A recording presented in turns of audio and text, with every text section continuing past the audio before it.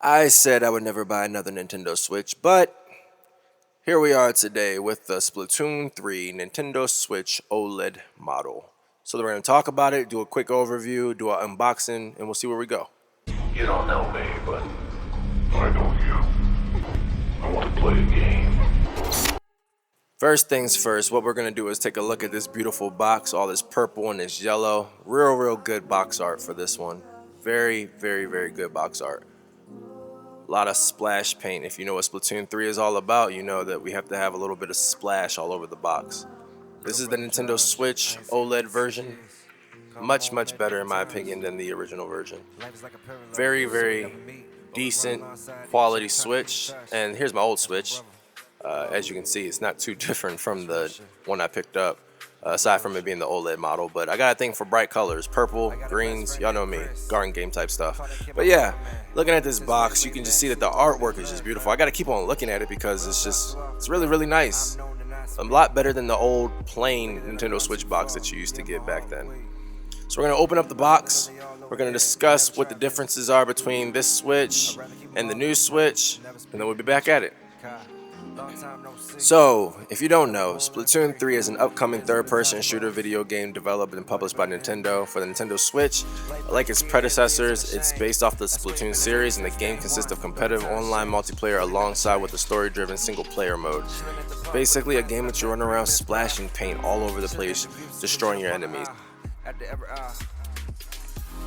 So at this point, we're going to try to open up this box with one hand. First thing you're greeted by is the actual Switch, and more importantly, the beautiful controllers. We got controllers that stem pretty much from like a purplish to a lavender color. On the back side, it's white. And then for the green controller, we have it being like a neon yellow / highlighter color going to green, and also on the back, it's white. Even with the plastic on, you can see that this Nintendo Switch has a little graphic design on the back, and then on the front, it's basically the same thing as a normal OLED Nintendo Switch. Let's move this stuff out the way. Move this cardboard out the way, and then you're greeted with your normal accessories. You got your HDMI cord. You got the power adapter, USB-C style. You got the connection piece for the Joy-Cons, if you want to make it just a one-way controller. Let me get this out the way real quick. And then what I was looking most forward to is the docking station. All white with the graphics. And then that bright yellow splash paint.